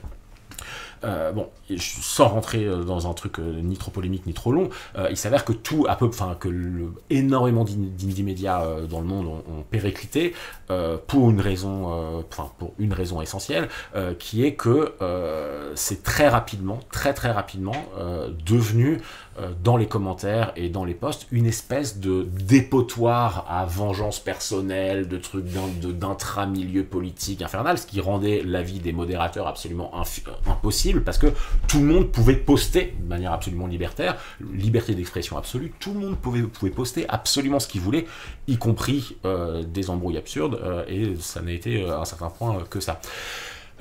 Il y a un autre élément qui s'adjoint à Indymedia et qui est intéressant, c'est le refus de la censure. C'est-à-dire que, donc, à nouveau, au nom de la liberté d'expression, si les modérateurs d'Indymedia estiment qu'un article ne correspond pas à certaines des règles de la charte, l'article ne va pas ne pas être publié, il va être publié dans une catégorie qui est refusée. Voilà. Et donc en France, il s'avère qu'il n'y a plus qu'un Indymedia qui est encore un peu vivant, c'est le Indymedia Nantes, et qui est donc depuis des années une espèce de... si vous ne savez pas quoi faire un soir et que vous êtes sous ou déprimé, vous allez regarder les discussions là-dedans, et c'est que des gens qui s'envoient des invectives. Et beaucoup de gens, depuis longtemps, disent « Non, mais c'est compliqué, parce qu'il y a beaucoup de gens qui, pour essayer de disqualifier leurs ennemis politiques, leurs machins, balancent des trucs qui sont absolument récupérables par la police. » Et donc, pendant longtemps, les gens disent « C'est quand même un petit peu grave de ne pas effacer les messages et les posts qui sont absolument incriminants pour des gens. » Et évidemment, patatras, là, lors de la tentative de dissolution des soulèvements de la Terre, donc c'est le ministère de l'Intérieur qui était contre les soulèvements de la Terre, et ils ont dû produire un mémoire pour expliquer en quoi est-ce que les soulèvements de la Terre devaient être dissous, pourquoi ils étaient dangereux, et en quoi les représentants des soulèvements de la Terre étaient bien les représentants des soulèvements de la Terre. Et en fait, dans ce document de 200 pages, il y en a à peu près 50 qui sont en fait des textes qui viennent d'Indymedia, des textes refusés, des textes en discussion, etc. C'est-à-dire que Indymedia, cette utopie horizontale à laquelle tout le monde peut participer, etc., s'est retrouvé à être absolument récupérer, enfin à être un argument, même pas de la police, du ministère de l'Intérieur pour dire ah regardez, il y a un mec qui a dit que bidule il avait fait que et qu'en fait c'est un des chefs de la ZAD et que donc les soulèvements de la terre et que donc et ça arrive aux mains des soulèvements de la terre. Et donc ça, je raconte cette anecdote là parce qu'elle est absolument gravissime et éloquente, mais je trouve qu'elle pose quand même pour moi la question de fond, c'est que j'ai l'impression que ce qu'on n'avait pas anticipé, c'est que il y a des infrastructures comme Indie Media qui nous permettent cette espèce de grande liberté, mais c'est comme si on n'avait pas imaginé que cette vie derrière les écrans, acculée toujours derrière, à être là, d'un seul coup, ça allait autoriser des types de comportements que évidemment personne ne se serait jamais autorisé dans des rapports humains. En fait, on ne balance pas les gens aux flics s'ils sont en face de nous, sinon on se prend une tarte et on comprend bien pourquoi. Et que donc en fait, on a pensé les infrastructures de l'internet à partir de certains items, la liberté d'expression, le machin, mais on n'a pas pensé ce que l'usage des écrans allait altérer en nous. Et je pense que c'est la même chose pour Twitter. Après, je suis hyper long, mais je pense que Twitter, par exemple, produit un niveau de mesquinerie et de bêtise assez inédit dans l'histoire de l'humanité, quoi. Et donc c'est comme si on n'avait pas pensé la technique et les infrastructures en tant que ce qu'elles allaient changer dans nos formes mêmes de vie, en fait. Ouais. Ça c'est encore un des angles morts, et ou le fait aussi d'être sur Instagram et de scroller, de voir une photo de chat et puis un bombardement à Gaza, et de trucs complètement incohérents et insensés en fait que ça provoque. Et du coup, la question c'est là encore que faire. Après, juste sur l'exemple que tu cites sur les soulèvements de la terre, je me demande, cette anecdote-là, je me demande si tu peux pas imaginer aussi, dans un contexte, même sans parler d'usage médiatique, de trouver des gens qui crachent sur un tel pour les faire témoigner contre. Est-ce que c'est pas un peu vieux comme le monde dans les tactiques policières ? Et peut-être que Indie Media Nantes a servi comme un réceptacle de ses écrits, de ses en tout cas, c'est pas facile à trouver. C'est pas la même chose d'aller retrouver Jean-Claude qui est au fin fond, qui derrière un bar dit ah oui c'est vrai, c'est toujours lui qui a été anarchiste, et de te dire en fait j'ai juste à cliquer tous les jours sur Indie Media Nantes, regarder article en débat, article refusé, et être là et enregistrer. Machin, c'est une concentration. T'as Indie Media, mais je veux dire si t'es dans un service de renseignement intérieur, en fait ils doivent indexer la plupart de l'internet militant et pouvoir faire des recherches par filtre qui leur permettent de faire remonter ce type d'infos très facilement. La question c'est pas se dire que ça n'existerait pas s'il n'y avait pas Indie Media, mais c'est que d'un seul coup Indie Media se retrouve à concentrer ça et tu ne peux rien y faire. Enfin toi tu offres sur un plateau au même endroit tout le temps le même truc.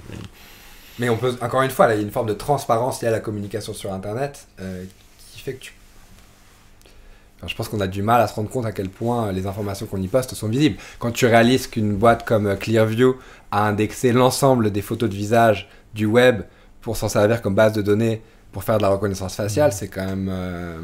on l'avait pas vu venir, tu vois. Alors qu'en fait, ça paraît assez simple. C'est une idée... Je veux dire, il faut des capacités techniques et financières hyper importantes, mais...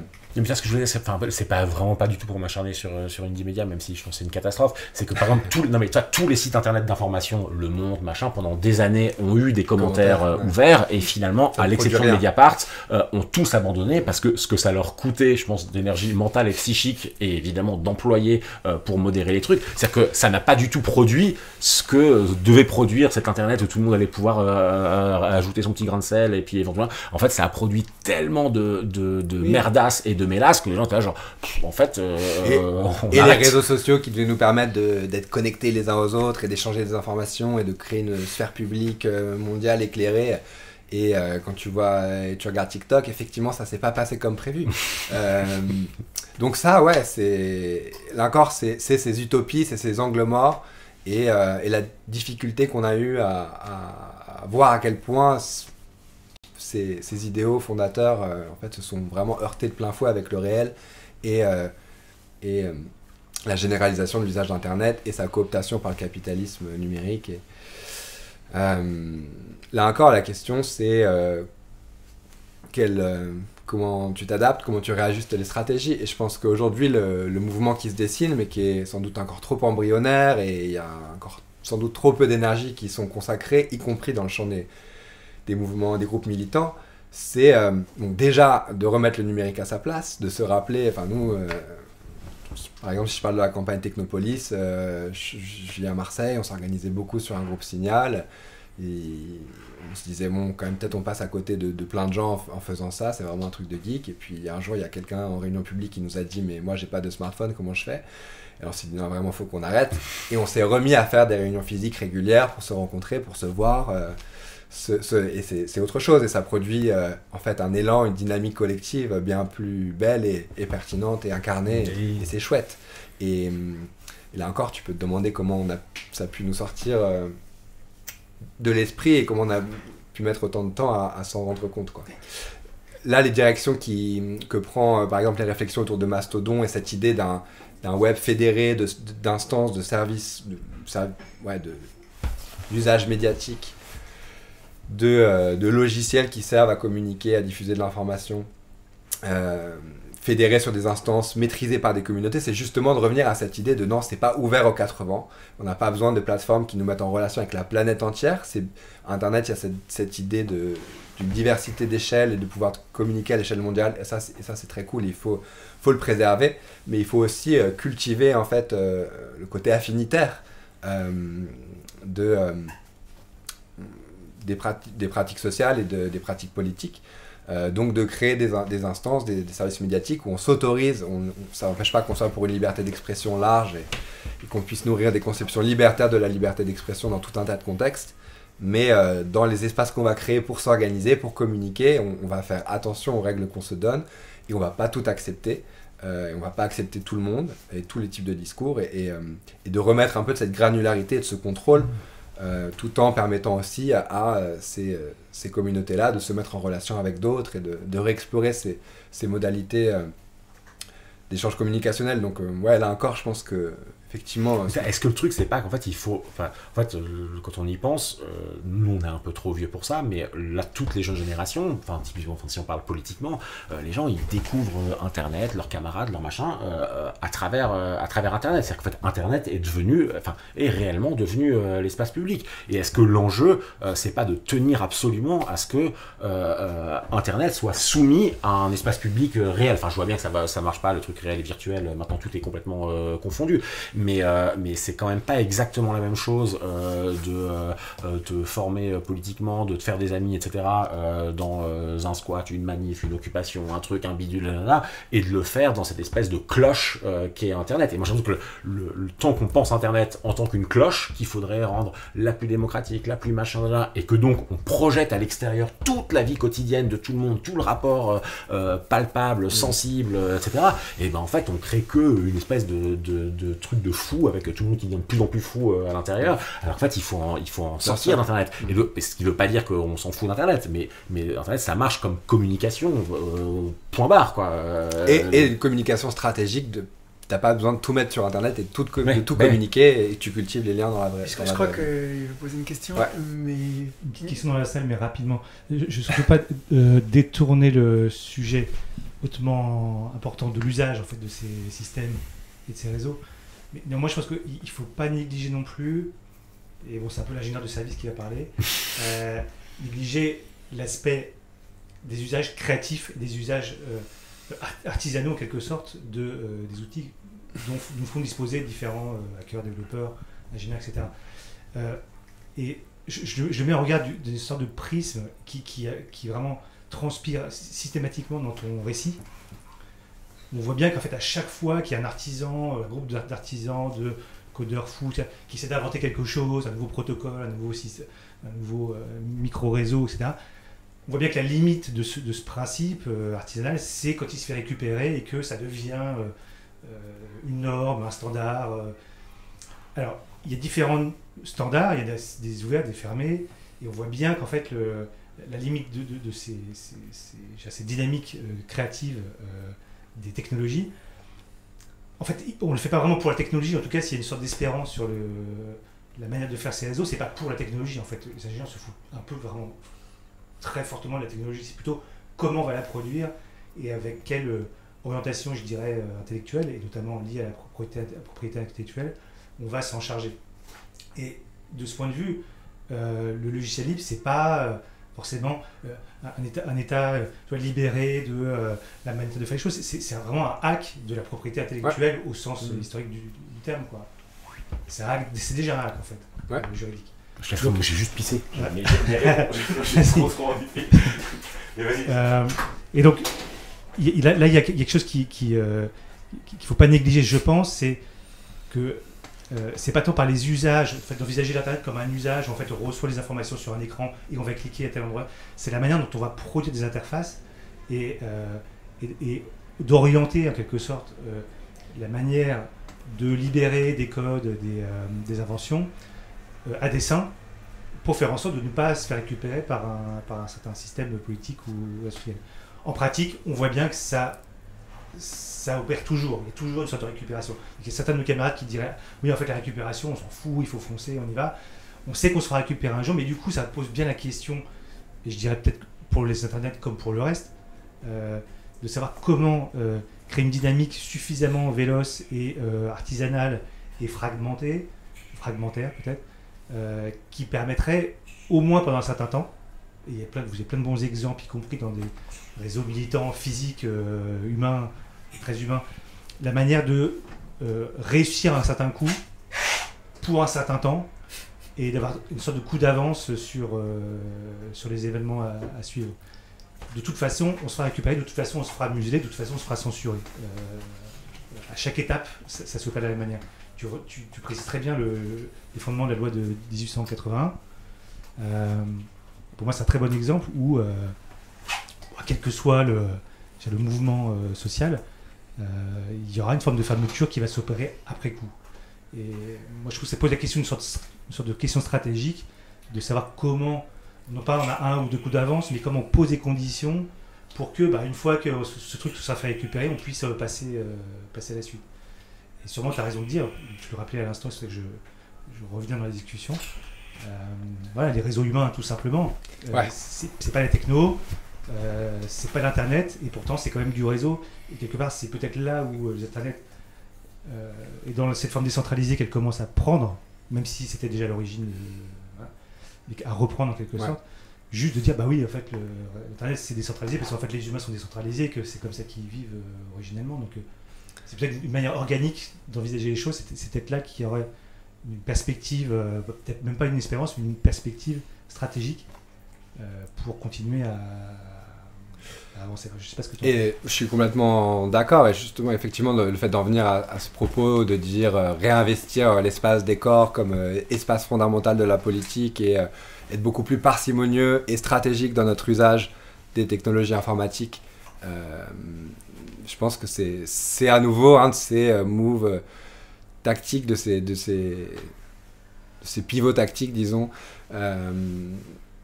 pertinent, et il est pertinent aussi au regard de ce que nous enseigne, ce qu'on voit aujourd'hui, c'est l'insoutenabilité totale de cette infrastructure numérique. Les estimations de l'industrie informatique en 2015, donc avant même le paradigme de l'intelligence artificielle qui multiplie par 10, qui exponentialise complètement le coût écologique du numérique. En 2015, l'industrie informatique dit en 2050, il faudra autant d'électricité pour faire tourner l'infrastructure numérique. Il faudra autant d'électricité que le monde en a consommé en 2010. Sans compter toutes les problématiques extractivistes, l'obsolescence et le coût des data centers, les consommations en eau, j'en passe, et des meilleurs. Et donc dans les chantiers là qu'on s'est fixés à la Quadrature pour les mois à venir, c'est de revenir à ces questions. C'est qu'on a des copains et des copines à droite à gauche qui fabriquent des réseaux locaux avec des antennes Wi-Fi, qui même avec des agriculteurs arrivent à creuser des tranchées le long des routes municipales pour passer des fourreuses fibre optique et créer leur propre réseau qu'ils maîtrisent. Et il y a tout un tas d'expérimentations comme ça qu'on peut réinvestir. Le flux RSS 2003 à Ron Schwartz, je crois que c'est 2003, c'est l'idée aussi de se tenir au courant. En fait, on n'a pas besoin d'un serveur centralisé, ni même de plein de d'îlots de serveurs. On peut s'envoyer avec un coût énergétique assez minime des textes et fédérer tout un tas de sources d'informations sur le web avec des technologies extrêmement simples, extrêmement rudimentaires, et on peut faire des trucs super stylés. Et donc c'est tout cet héritage là en fait d'expérimentation, de bricolage et aussi d'organisation politique, hein, parce que pour fabriquer les réseaux télécoms autogérés là, que j'évoquais à l'instant, ça demande un gros travail politique c'est pas juste un délire de geek, quoi. Il faut des gens qui mettent la main à la pâte, il faut créer une communauté, et c'est un travail politique hyper riche, hyper intéressant. Donc du coup, dans les chantiers 2024, on veut essayer de voir un peu comment déjà redocumenter le coût écologique d'Internet et faire la synthèse en gros de plein de travaux qui existent aujourd'hui pour l'avoir en tête. Regarder tous les endroits où se créent des alternatives, hein, même là aujourd'hui il y a des conférences d'universitaires informaticiens qui travaillent sur des protocoles intermittents, qui repensent l'ensemble des protocoles d'Internet sur la base des limites planétaires et comment tu l'organises quand l'information et l'électricité n'est plus abondante et continue. Et théoriquement, ça a l'air passionnant, et en fait, en pratique, ça peut aussi permettre de dessiner des alternatives assez chouettes.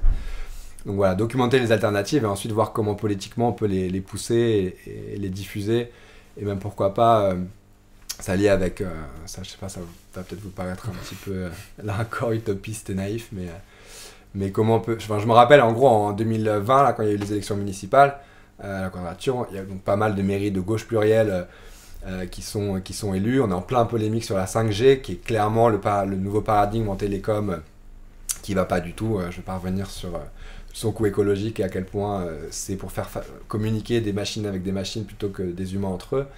Comment c'est inutile et bref. Et donc des mairies et notamment des élus écolos qui nous appellent en mode qu'est-ce qu'on peut faire, etc. Et en fait, on n'avait pas la plateforme et des choses très claires à leur proposer. Et en vrai, là encore, c'est des alliances de circonstances, comme parfois avec les seigneurs du capitalisme numérique, qui peuvent quand même permettre de faire avancer des choses et de faire progresser des alternatives et de quand même viser, disons, une bataille, de construire une forme d'hégémonie. Sait-on jamais, c'est pas les temps qui courent, c'est pas... Ouais, mais qui laisse pendante quand même, à mon avis, une question qui, moi, à mon avis, est à la fois un peu irréaliste, lointaine, mais en même temps cruciale, qui est est-ce qu'on peut envisager un Internet communiste dans une société communiste, pour le prendre avec des termes un petit peu là. Okay. Parce que il y a notamment Fanny Lopez, qu'on a déjà interviewé, qui sur la question du réseau électrique dit en fait finalement on pourrait faire un réseau décentralisé, etc. Enfin, c'est ce qu'elle dit est assez convaincant, bon, peut-être juste parce qu'on n'y connaît rien, mais enfin en tout cas ça paraît assez convaincant. Mais moi j'ai l'impression que quand même avec l'internet se pose quand même la question à mon avis cruciale de la division du travail, c'est-à-dire que est-ce que dans une société libérée, on va dire communiste, est-ce qu'il y aurait des gens qui auraient vraiment très très envie de passer leur journée à faire des microprocesseurs, à creuser pour récupérer les ingrédients, les matériaux qui permettent de les faire.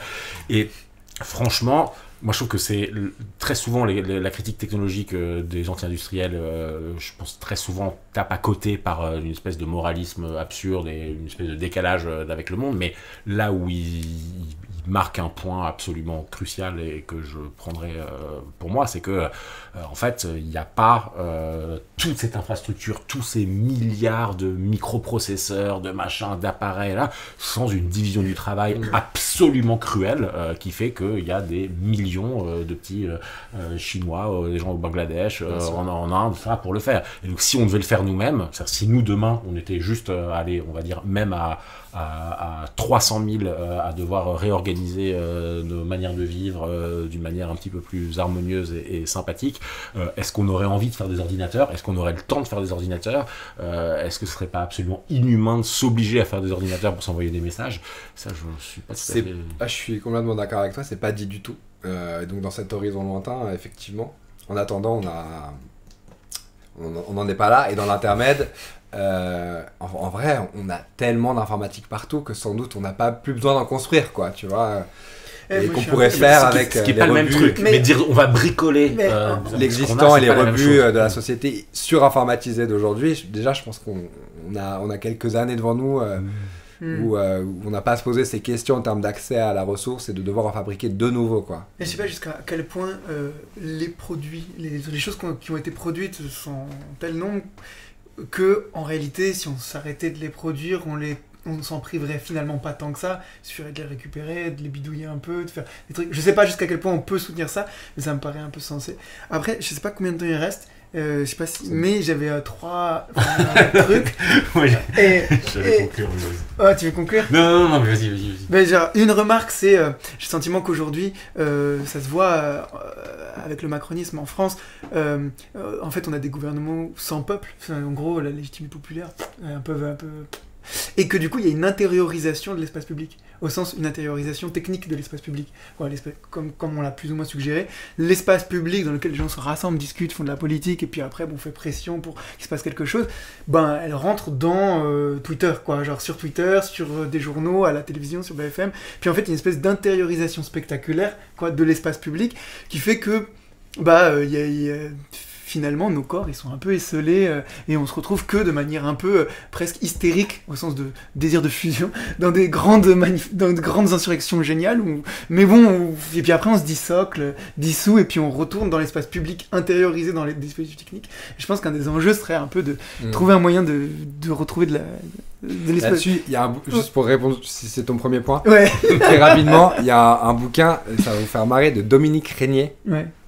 Qui, avant de devenir un technocrate patenté de droite, s'est pensé comme un politiste foucaldien. Et il a fait un bouquin qui s'appelle Le triomphe de l'opinion publique, où il raconte bien comment l'espace public médiatique est en fait consacré, j'essaie de reprendre ça un peu dans la partie la plus historique, est consacré comme l'espace de la politique pour justement fermer l'espace physique des corps et de la rue, et qui est celui de la scène fondamentale de l'affrontement et du conflit politique. Et donc, ça m'évoque. Mais je trouve que ça. c'est plutôt une analyse qui fonctionne, Ouais. une espèce de... Il y a encore 2 points. Mais bon, maintenant c'est plus en termes de questions, je me dis, bah en fait, c'est quand même dommage de pas, au moins de te demander ce que tu vois, c'est un peu de l'anticipation, mais enfin, il y a quand même ce truc où il y a est-ce qu'on entre dans une nouvelle phase d'Internet déjà, genre récente, ultra récente? Est-ce que il y a quelque chose franchement, c'est la question de n'importe quel journaliste de base, tu vois, mainstream, mais bon, pourquoi pas, enfin, quand même, genre, comment t'intègres dans cette histoire, contre-histoire Internet, ce qui vient et qui se présente comme intelligence artificielle, comme capacité énorme de calcul, d'organisation, ou les concepts de gouvernementalité algorithmique, de trucs comme ça. Est-ce que tu vois juste une simple continuité de la cybernétique des années 50, ou est-ce qu'il se passe quelque chose qui pourrait produire une forme de rupture? Voilà. Ouais. Sur cette deuxième remarque, la rupture, elle est dans le fait que ça marche enfin. C'est-à-dire qu'en fait, quand tu regardes ce que génèrent les robots conversationnels comme ChatGPT, c'est le prototype fonctionnel de projets qui existaient déjà au tout début de l'informatique dans les années 50-60. Et en fait, c'est l'accumulation de données et quelques innovations plus théoriques, mais avant tout de données, de ressources qui permet de leur donner corps. Et donc la rupture, elle est effectivement ce qu'on appelle l'intelligence artificielle, c'est la poursuite d'un processus d'automatisation de tout un tas de processus par l'informatique. Et en cela, c'est juste la prolongation d'un mouvement très ancien. Mais il y a une rupture dans les prototypes et dans ce qu'ils produisent. Et genre là, ChatGPT, clairement, sur tout un pan de ce que réalisent les classes créatives censées être épargnées par l'automatisation jusqu'à aujourd'hui, ben là, ça y est, c'est ciao bye bye, quoi. Oui, tu parles de ChatGPT, mais en fait, moi, ce qui me fascine le plus, même, c'est les trucs d'images, genre Midjourney, etc. Bien sûr. La capacité, je veux dire, c'est assez, franchement, c'est impressionnant. Voilà. Parce que la vision, c'est aussi, oui. Le sens de la vue est sans doute le plus puissant, et donc voir le pape en doudoune blanche ou des gens se mettre à parler une langue étrangère parfaitement avec leur accent et leurs intonations de voix, c'est effectivement bluffant, et ça questionne notre rapport à la vérité. Et donc clairement, et je trouve que, je sais pas ce que vous en pensez, mais la critique de l'intelligence artificielle aujourd'hui en France en tout cas, elle est particulièrement pauvre, en tout cas dans l'espace public dominant, disons. Et là encore, avec les camarades de la Quadrature, on aimerait bien faire quelque chose sur le sujet dans les prochains mois, parce qu'il faudrait donner corps à un discours d'opposition un peu plus frontal face à l'avalanche, quoi. Il y a peut-être aussi là encore des opportunités politiques à saisir pour créer un front et des alliances entre tout un tas d'acteurs impactés par cette évolution de l'informatique. Et ce qui pose encore toujours un peu le même problème, c'est mes marottes, mais c'est qu'en fait, tu peux pas en fait, t'es un peu bloqué parce que tu peux pas dire on va interdire l'intelligence artificielle. Enfin, toi, tu vois bien que tu serais dans une position un peu réac absurde. Non, n'allez pas sur les sites ou interdisez les sites. Et en même temps, on voit pas ce que serait une intelligence artificielle qui ne serait pas là, enfin, qui serait sympa, enfin, qui ne serait pas ce qu'elle est en fait. Et en vrai, la piste de l'interdiction, effectivement, je comprends qu'elle paraisse irréaliste politiquement, mais déjà, il faut porter l'imaginaire du refus de ce paradigme technologique et de ce qu'il implique. Il faut se rendre compte que ça a beau être hyper pratique de faire une recherche avec ChatGPT qui va être 10 fois plus consommatrice en ressources et en énergie qu'une requête Google qui est déjà en tant que telle un peu un problème par rapport au fait d'ouvrir une encyclopédie ou que sais-je.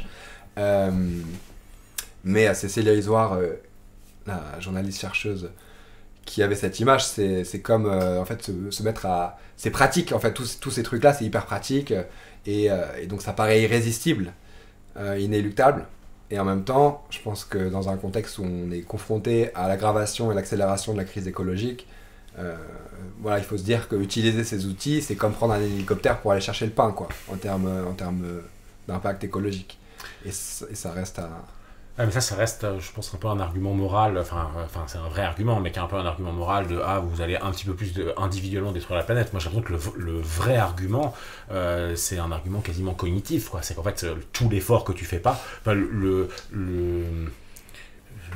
anecdote numéro 758, mais moi quand j'étais jeune, par exemple, j'écoutais un style de musique hyper particulier. À cette époque-là, ça impliquait de s'envoyer des cassettes avec des gens à l'autre bout du monde, de chercher des trucs, de lire dans les CD, s'ils remercient tel groupe, c'est que ça doit être cool, et d'aller à Paris dans tel magasin qui faisait ces CD, ça. Là aujourd'hui, tu tapes, tu télécharges tout, enfin tu as tout en stream, voilà.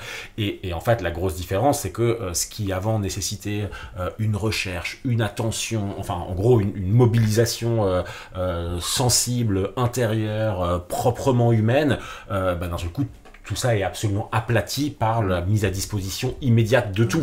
Et ça, j'ai l'impression que c'est plus une question anthropologique. Presque. Ouais, exactement. Enfin, c'est vraiment quelle idée tu te fais de la vie, quoi. Est-ce que la vie, c'est quelque chose que tu découvres pas à pas en prenant le temps de machin, ou est-ce que c'est une espèce de somme de 0 et de 1 qui t'arrive en pleine face et que tu optimises l'enjeu, c'est justement d'arriver à décrire, à documenter tous ces pans critiques et toute cette perte en fait qu'induit ce paradigme technologique, et d'arriver à les articuler les unes aux autres. C'est une perte de l'expérience en fait. C'est ça qui est en fait ce qu'on gagne avec ChatGPT, on le perd dans l'expérience et dans le rapport au monde, quoi. Ça produit un rapport au monde plat et moche et nul. Sauf peut-être dans les jeux vidéo. Sauf peut-être dans les jeux vidéo. Non, mais parce que enfin, tu rejoues tous ces trucs de rechercher, trouver, d'aller parler à tel et tel et tel et tel. Enfin, ça dépend lesquels jeux vidéo, évidemment. Enfin, mais j'ai l'impression que, justement, il est intériorisé, encore une fois, dans le dispositif technique, mais tout un tas de compétences, de s'en sortir, se débrouiller, trouver les solutions, machin, parler, savoir à quelle bonne personne parler. On peut aussi le déployer là. Mais après, je m'en fous, parce que le but n'est pas de défendre cette sphère d'intériorisation totale dans le dispositif technique de à peu près toutes nos compétences en tout, ce qui est assez bizarre quand même quand on y réfléchit. Parce qu'à la fin, qu'est-ce qu'on obtient? Un truc étrange où, au fond, on est une espèce de masse organique avec des affects très très forts. Et puis tout ce qui est technique, un peu élaboré et tout ça, ça c'est délocalisé dans la prothèse existentielle. Et donc, bon, ça va faire bizarre, genre, à terme, d'être un corps... bon, bref. Dans le monde. Oui, non, mais ça va être c'est très étrange et bon, bref. Mais Félix, faut qu'on t'abandonne. On t'a posé toutes les questions absolument insolubles qu'on se pose à nous-mêmes en disant et alors, t'en penses quoi? J'en ai une dernière, mais bon, d'accord, c'est la fin, donc je la pose. Allez, vas-y, fais ta dernière. Mais c'est juste, est-ce que tu penses que c'est juste de croire que il y a en fait l'État est mort, et qu'il est en train de disparaître et que ça va être remplacé par en gros des entreprises État, genre et que les GAFAM vont plutôt, enfin voilà, genre des des entreprises d'État, puis il y aura plus d'État. Moi, je sais pas, je crois pas. Mais voilà. Et pour Le cristal. et ouais, ça. Et juste pour préciser cette incroyable question, parce que pendant longtemps j'ai l'impression que les GAFAM fonctionnaient un peu comme une papauté, comme le pape, qui était un espèce d'autre pouvoir, une autre puissance, à côté des puissances étatiques, qui, en gros, le pape avait la légitimité spirituelle de toute l'Europe, et un peu plus même, en Byzance. Et puis, enfin, non, parce qu'il y en a deux, bon, on s'en fout.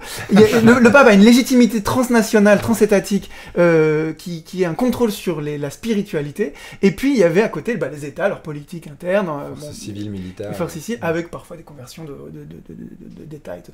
Et là, j'ai l'impression qu'on a la même chose, mais à un degré d'intégration physique dans le monde encore plus effrayant que le spirituel, ou alors peut-être pas, j'en sais rien en fait, faut voir. Mais qui est que, en fait, maintenant, t'as ces espèces de papautés technologiques qui essayent d'aller partout, après, puis la Chine qui se ferme et qui du coup a son propre dispositif, mais en fait, un peu comme... Voilà, et donc du coup, est-ce que l'État est en train de dépérir, ou est-ce qu'on est en train d'assister à voilà, une espèce d'équilibre entre deux puissances, qui est une puissance des flux, quoi, une puissance de tout ce qui communique, et qui est matériel, devenu matériel, tout en restant noosphérique, enfin spirituel en partie, et puis des États qui vont rester au service de la violence légitime, de l'administration, voilà. Qu'est-ce que t'en penses? Pas d'avis clair. Non, je crois pas. J'ai du mal à croire que les États, en tant que force politique, rationalité, ensemble de techniques de pouvoir, notamment coercitives, superposition aussi de différentes logiques dans les techniques de pouvoir, notamment celles décrites par Foucault. Je crois pas que ça va disparaître, et il me semble que, non, encore une fois, ces entreprises, je l'ai un peu dit tout à l'heure, elles sont plutôt en train elles voient tout un tas de techniques de pouvoir être étatisées. Je pense que les États vont conserver encore pour un moment le dernier mot dans les rapports de force qui peut poindre entre ces acteurs. Mais bon, c'est une intuition. Tu peux imaginer une partition du pouvoir, enfin l'espace public pour le. C'est ce que tu penses. T'as un avis? Non. Enfin, oui, mais non. Enfin, je veux dire, c'est pas le moment de... Mais je sais pas, peut-être qu'en Argentine, ça pourrait prendre un tournant un peu préfigurateur de ce que t'as en tête, avec Javier Milei au pouvoir. Mais voilà, peut-être dans cette logique d'auto-sabotage de l'État par lui-même avec ce type d'individu et d'idéologie, ça pourrait prendre cette direction-là en vrai. C'était une hypothèse de Catherine Malabou qui disait oui, en fait, les États, c'est fini, même si on se rend pas compte, même s'ils ont l'air de plus en plus autoritaires et violents, en fait, c'est le signe de leur propre déclin. Et c'est possible, je sais pas, mais en même temps, je me dis que c'est aussi très possible que, je sais pas, l'État chinois, il exécute tous ces gros capitalistes, il les contrôle, et puis il intègre le dispositif technologique à son fonctionnement de parti. Donc en fait, il n'y a pas forcément de nécessité de ce processus. Non. C'est ce qui s'est passé ces dernières années où les géants de la tech chinoise se sont tous bien fait calmer, zigouillés, mis au cachot ou sous résidence surveillée. Ouais, donc non, mais il me semble que les États vont être encore dans le game pour un moment. Ouais. Okay. Bon, Félix, merci beaucoup. Merci on a été trop long, faut lire, absolument, acheter. Contre-histoire d'Internet, et c'est vraiment, ça vaut le coup. Merci beaucoup. À la prochaine.